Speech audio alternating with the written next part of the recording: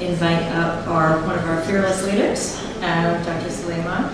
So he is the chairman of today's scientific committee, and he is also a consultant at he's a pediatric cardiology consultant and co-director of KidsHeart Medical Center here in Abu Dhabi, as well as Dubai and Bahrain. He is also assistant professor of pediatrics at Columbia University in New York, in the United States. He earned his Bachelor of Medicine and Surgery at Damascus University in Syria, and he then went on to study pediatric cardiology in the United States, earning his American Board of Pediatrics as well as his subspecialty board in pediatric cardiology, American College of Cardiology. And circling back, he did his fellowship at the University of Illinois Chicago. I welcome Dr. Sulaiman. Thank you very much. Thank you for all the attendees who made this conference a special one for us. Thank you to all my partners who support our work and making this conference happen. Thank you to Dr. Hamdan, who always never stop working. Thank you to our colleague in Columbia University, and thank you also to NMC who also support this conference. And special thanks to my wife and Dr. Hamdan's wife, who really the true drive behind this conference. Well, many of you know the way it's very hard to be a speaker after Dr. Dayan. He's a high caliber speaker that make me feel I'm not sure if I want to do this lecture, but I'm going to keep going. So our disclosure, I have nothing to disclose. We're going to talk mainly about congenital heart disease, everyday challenge, at least for pediatric cardiologists. We'll talk about pulse oximetry role, pattern of recognition for congenital heart disease and clinical scenarios. And then we will finish, if we have time, about exercise activity restriction.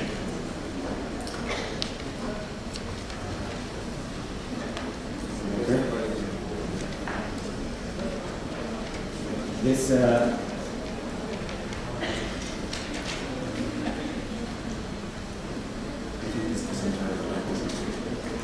can't see any light, right?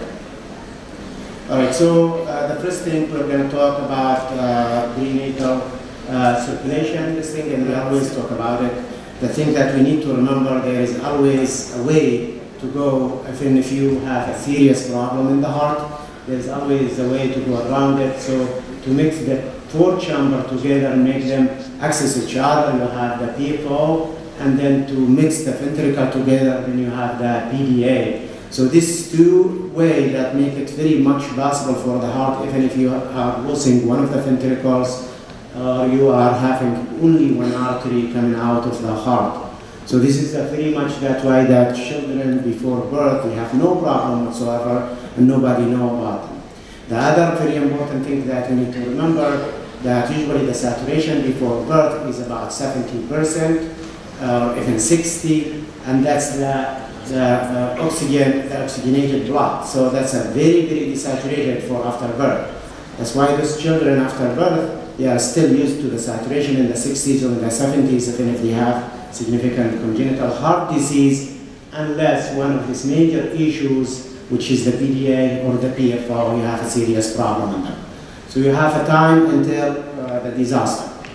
You have the heart oxygenation and the pressure. Here we have the right atrium, right ventricle, on the other side, left atrium and left ventricle.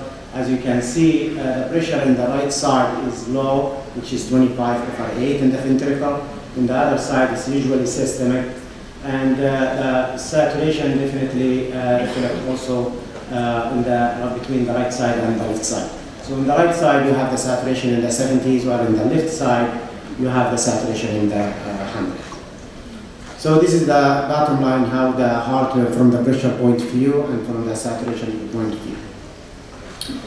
Now, I'm going to talk a little bit about the pulse oximetry. Many of you know that it's almost universal right now to use pulse oximetry. We have a serious problem about them. So different way to look at it. We usually measure the saturation, a mandatory measurement of saturation 24 hours after after birth. And according to that, we'll decide if the child needs something or not. How many people use the saturation in their hospital as a standard?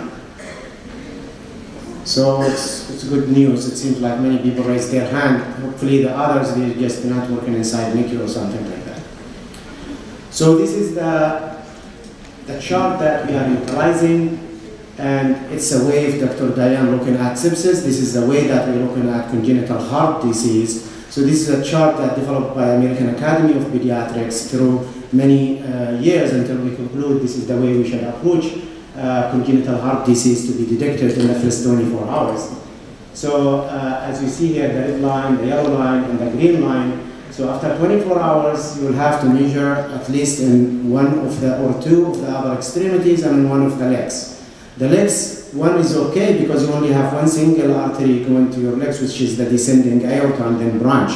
So the saturation is supposed to be the same in both legs. If you are getting a different saturation in the legs, you should question your machines and say, what's going on here? Why am I not getting the same number?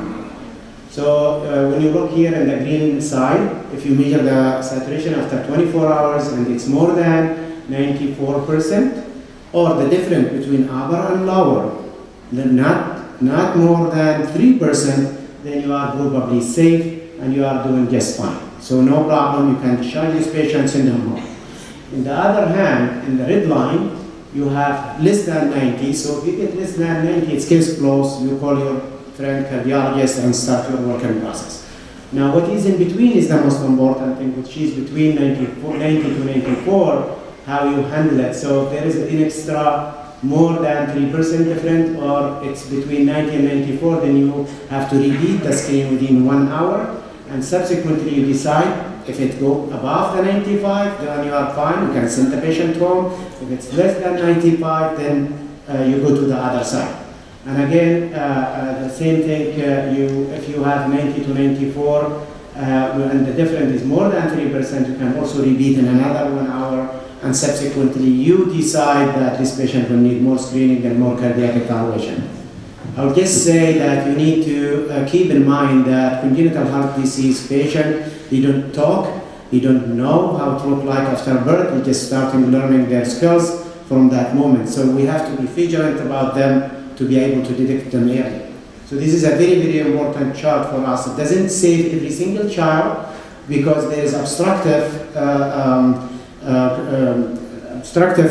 congenital heart disease like severe pulmonary stenosis or severe aortic stenosis, and those maybe you're not going to detect them easily by the saturation. Anybody know what we are measuring when we do saturation? What we are measuring? Measuring the blood where? The oxygen where? Where? In the red blood cells. So we measure the oxygen in the red blood cells, and sometimes even if you have less flow, but the saturation is still 100%, that you will still get a saturation of 100%, and that will mislead you, and that will, when you miss some of the patient. So, all right, I'm going to ask a few questions, especially for the last one in the back. I'm going to ask him to answer the first question. All right, so you did your saturation, and that's, I owe this slide for Dr. Hamdan, who helped me to organize it. So you have a saturation in the upper extremities 99, 97, and the lower extremities 99 and 97. So what do you think about this patient? Normal? Normal, yeah? Send him home? By the way, I want to give you a very clear message. When you say, you have also always to think the child is normal.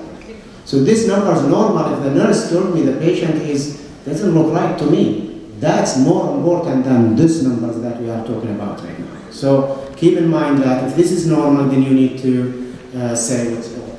However, saying normal, this patient could be easily hypoplastic left heart syndrome and having high saturation. And if we get a chance, we'll talk why this patient will have high saturation, if until he has no left ventricle whatsoever.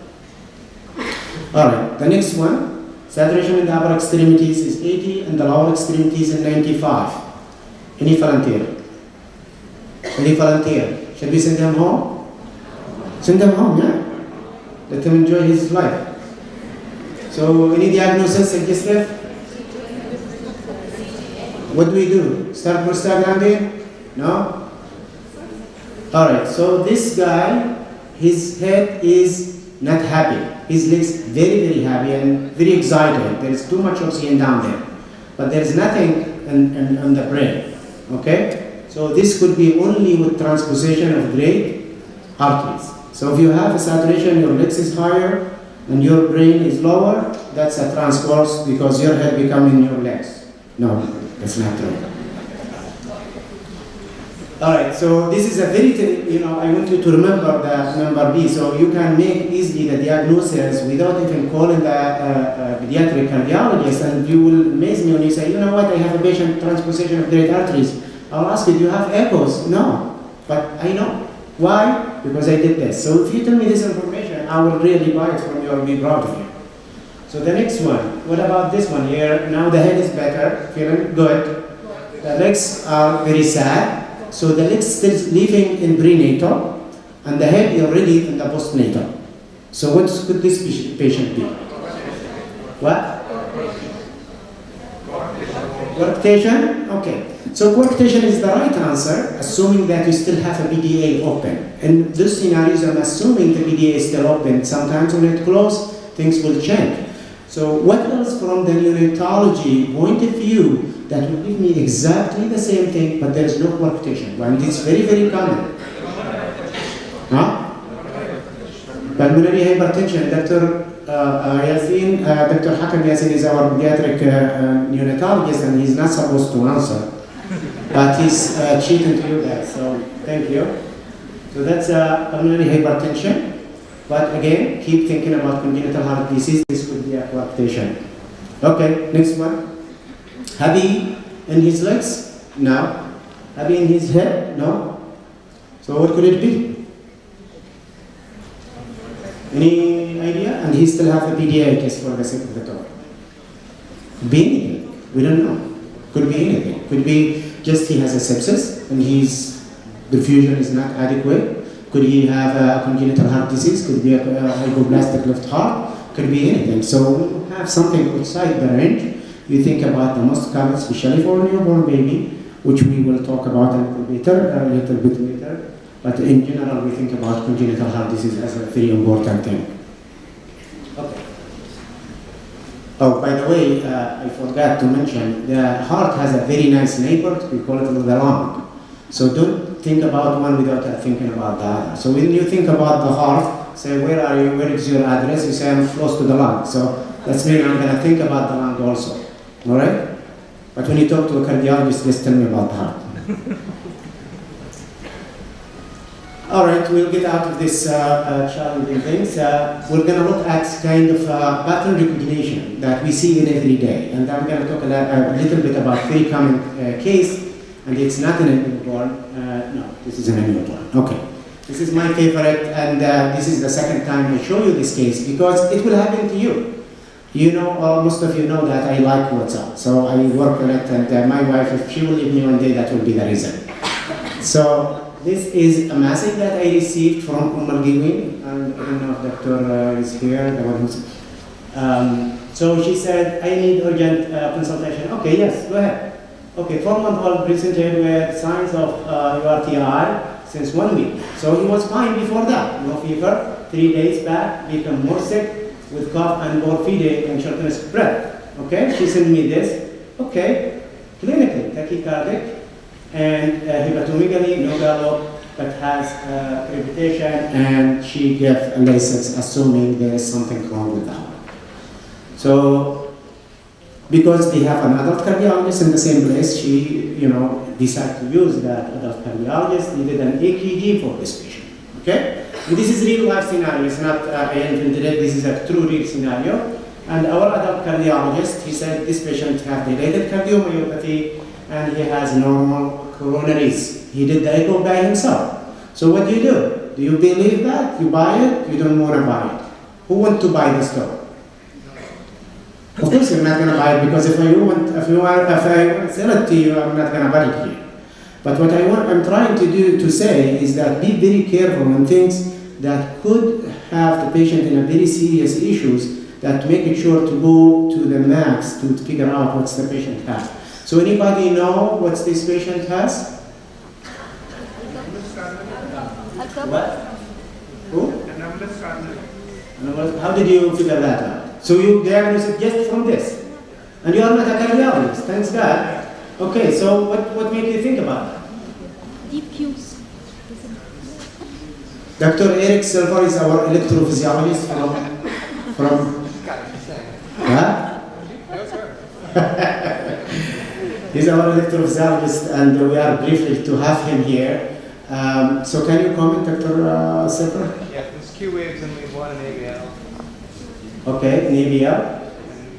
And this is and one and an ABL, right? Okay. And where else?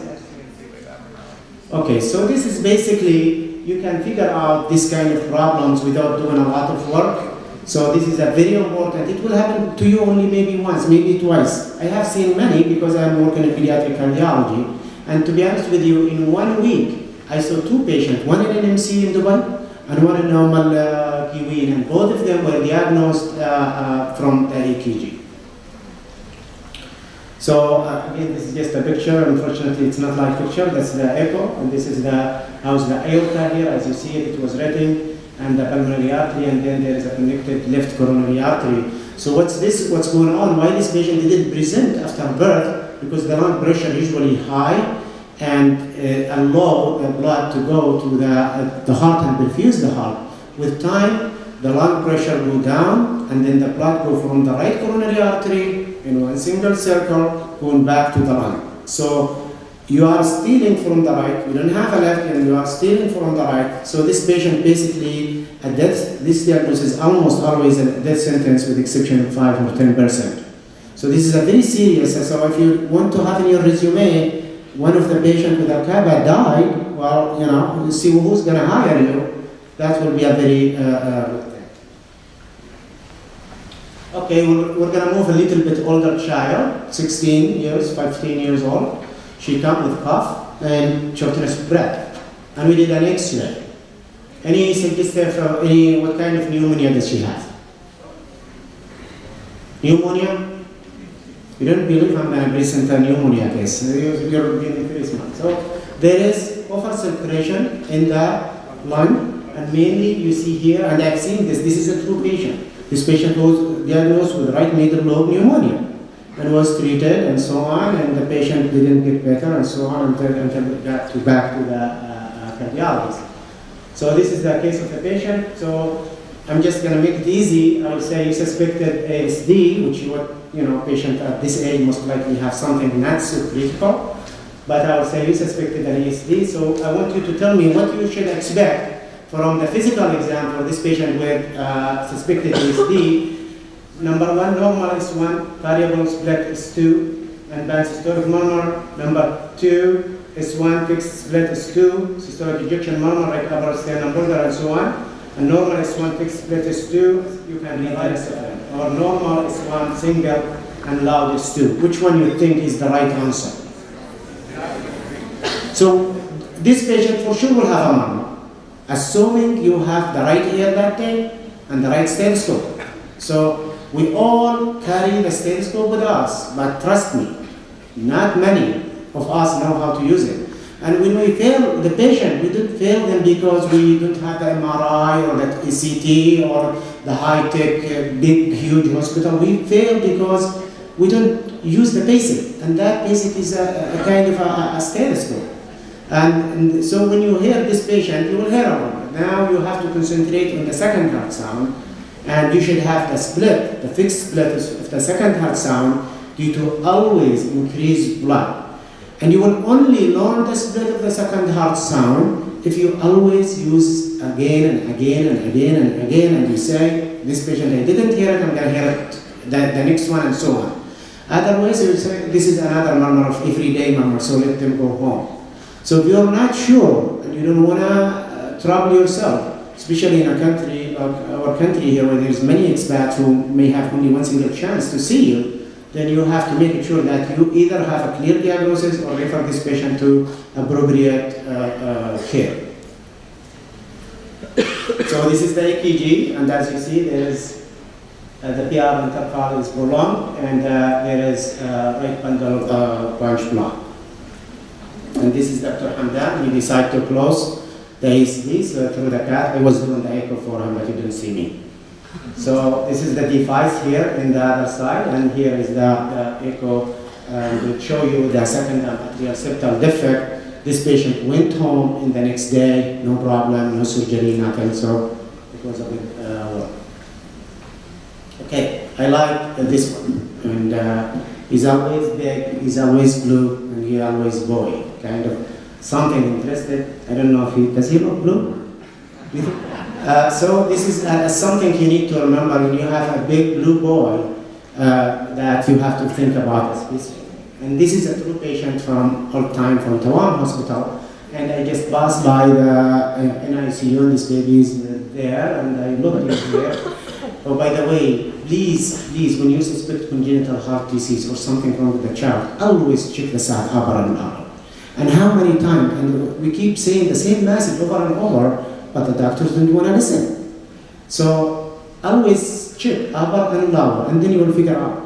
This patient has been with the intensive care unit, having this saturation, and it's just for the show. Nobody wants to read what is wrong with this machine. Why the saturation here is different than this one? So as you see, so anybody suggest what do you think about the EKG lead? Do you look good? Look great, yeah? Okay, so when you pass, make it a habit. When you pass by the PICU or by NICU or by even a normal child in the ER or Dr. Dayan and so on, just make that screen make sense to you. Does it make sense to me? This is where I'm going to save the patient. It's not anything else. So if it's, now we've got it in electronic. That's fine. But this is even more immediate action while you are walking all the time. So look at the EKG. If you see it like this, say, hey nurse, what's going on? Why this is going like this? And then the second one, you have the saturation in one side and the saturation in the other side. Which one do you, okay. Do you think this is, what could be the diagnosis for this patient? What is the saturation here in the 67, and then there is 99. This is a true. I mean, I'm not making it up. Trust me. Okay, so what do you think this patient has? His legs happy? You remember? Transposition of great arteries. So this patient, you just picked him up, make it sure also, I'm just going to show this. Okay, make it sure when you look at the monitor, so you have a good wave. So if you don't see a good wave, don't say the saturation of the patient is 99. It's not 99. You don't have a saturation. You don't have a number. So make it sure that sometimes I have seen when some of our nurses like they hold the probe, and then I don't know which one you are measuring, the patient or you. So who's the deciding, you or the patient? So make it sure that you balloon appropriately and you get a good wave out of it. Okay? So this patient has a transposition of great arteries. I'm not going to go through the rest of the differential diagnosis, but this is some of the famous T's that you can always remember whenever you have a congenital heart disease and associated. By the way, does anybody know why this patient is big? Why he's big? Min Allah subhanahu wa ta'ala? Because his mom is diabetic. Okay, so so this patient her mom has a diabetic, that will increase his risk by 5%. It's not only for diabetic mom, but if you have a diabetic mom, always think about transposition of great arteries. And he's blue because this is the most common congenital heart disease with cyanosis that you can detect at birth immediately, because you cannot have his brain get high saturation. There is no way. Okay? Because his artery, aorta, coming from the right side. So the brain is fully saturated blood. And why he's boy? Because he's a boy now. Alright. So there is more risk for transposition. If you have transposition, usually most of the time they are both. Alright, so now you decide to start the prostaglandin for this patient, which is a good idea, and other management, whatever you want to do, and you decide the patient saturation right now is 50. Okay? So what do you do for this patient? Now, Urgent surgery, urgent intubation, or call the cardiologist? Which one is more important to you? Call the cardiologist. Make me happy. All right. Definitely, I want you to call the cardiologist because you already we assume that you already have a diagnosis from before. So why do you think this patient is saying, there is nothing wrong with him other than the heart? Why do you think his saturation is going down? Do you know where is the saturation, the 50? Where is it at? Which arm? Which leg? Leg or arm? Hopefully the arm. Okay. So hopefully the leg's still happy. Okay. So what's the reason why he's going down in the saturation even though I start the prostaglandin? It's a saving method. Let me go back to the physiology of congenital of transposition of great arteries to tell you. Now, do you know which one is the right ventricle there, the left ventricle is there? Which one has high pressure, the right or the left? The right, because you are facing the system. So if you have a PDA, you can see it there, a PDA, the blood from the aorta will go up, and where is it going to go? Is it going to go from the pulmonary to the aorta or from the aorta to the pulmonary? So the aorta to the pulmonary, so that desaturated blood. So the PDA may not help you very well because you are sending more desaturated blood to the lung. So I need to send more saturated blood to the body. That will bring us to the concept of shunting and mixing. Mixing is good. So when you mix everything together and you become wife and husband, everything is good, fine. Then that we'll talk how we're going to become mixing. And or shunting, this PDA only shunting, so it's not going to save the day. It's just a lot from one side. The other side doesn't care about you. So what we do, we call the cardiologist who's going to do a rush kit for this patient, which is basically opening the atrial septal defect, and it could be done a bedside and so on. So that will allow the mixing in the both atriums, and then when you mix in the atriums, they will go to the ventricle and everything will be fine. So your saturation after that will go probably to 70s or 80s, but the thing will be very much mixing and it will be balanced. Can you stop prostaglandin after that if you have a large ASD? Can you stop it? Because there is side effect. Anybody know what's the side effect of prostaglandin? Huh? Apnea. So this is the scary part. So you're thinking you're safe in the patient, but I'm keeping your PDA, but I'm going to stop you from breathing. So we're going to be in a good shape that way. So no, keep in mind that when you put a prostaglandin, the patient may go hypotensive, may go apneic, may have seizure, and so on, some other problem. So in this situation, if you decide to take the prostaglandin, and usually the cardiologist will help you, don't take it all at the sudden, because you might get a rebound pulmonary hypertension from this patient, and then you get some serious trouble. And we have seen that in previous. Okay. This is another true real patient. This is in Al-Ain, in one of the great hospitals, and probably the pediatrician who were taking this care of this patient is here. So this is a 2 days old baby, normal spontaneous delivery, 3.8, no complication, everything is okay. Very good. 24 hours passing by, very good. So when somebody starts with you good after birth, that means he's still living in his past. He's still living inside his mom womb. So he did not see the reality of the life. Okay? So in the beginning he was just fine, and suddenly after 24 hours things start changing. In the little subtle things that you need really to keep your eyes very much open to realize what's wrong with this patient. So he... Yeah. 2 minutes? Anyway, so this patient basically ended up having more problem than what we think. That's not that. That's a picture from... This is his X-ray. I'm just gonna go more. So initially the patient just started to show a little bit desaturation, a little bit of increase of breathing. They called the doctor. The doctor said, I'm busy in the ER, I cannot come right now. True story. I cannot come right now. And then, okay, everybody slept on the issue for another 3 or 4 hours, something like that, and they start to look on the issue. So when the doctor finished his WhatsApp and his ER, then he came back. So after 4 hours of waiting with this patient breathing fast, now you are coming back. What do you think? His respiratory rate is still okay? Is he comfortable?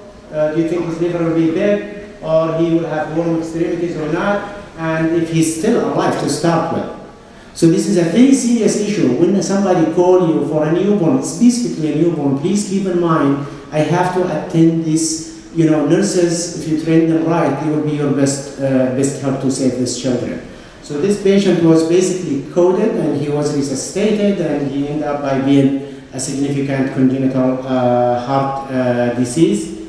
He was admitted to NICU, blood gas was done, and so on and so on. And this is basically what we talk about, hypoplastic left heart. The left side is very, very small. The right side is normal or more than just normal. And basically, before birth, you are depending on your PDA and your ASD, assuming everything is okay. So after birth, the PDA either will close or the ASD will be small. This is the sidewalk that you can use to drive your car if there is a lot of work. So if you don't have a PDA, you don't have an ASD, you are in a very serious trouble, and probably you will need to look at what's going on. This is a very nice picture. I think you should all know it. When you do an X-ray and you still didn't think about the other lung issues, and it has the biggest ever X-ray for the heart shadow, that's a Bistine anomaly until proven other ways. This is the total anomalous. I'm going to keep going. I will just say one message, that there is a few things in presentation about it. For who do we stop from exercising, which patient we tell them not to exercise. And this patient, basically, you have to keep in mind, we allow everyone to exercise with a very, very few limitation for who we are gonna limit the exercise. And this is the one that we need to remember here.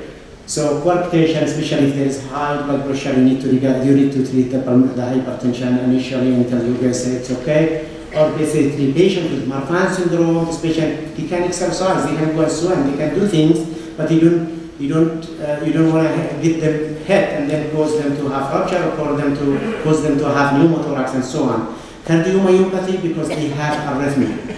And then finally, patient who is using warfarin because of the risk of the bleed. So you have to tailor your activity according to what you are doing for the patient. But the general rule, don't restrict anyone. I get a lot of, he has an ESD, was fixed whatever, how many years ago, and I am not letting him exercise, doctor, I'm doing a good job. No, you're not. So talk to your doctor. The message from you is to let everybody exercise, and especially children. To be honest with you, in the real life, you cannot even stop them from exercising, but you can stop them from doing a specific activity like running in a gym or doing some soccer and stuff like that. So don't risk your kids. And if you do, then send them to proper evaluation and let the cardiologist clear them rather than you decide. So the last slide. Okay. So you can do anything. So low saturation newborn is a very important thing, especially if there is no respiratory distress. This is a big red flag. If you don't know which congenital heart disease, no problem. Just start prostaglandin. You're going to be a cardiologist if you do that. And then you will figure what's going on later. Let kids be kids and allow them to play. And when things seem odd, just call your friend, pediatric cardiologist, but not adult cardiologist. And he will save the day for you.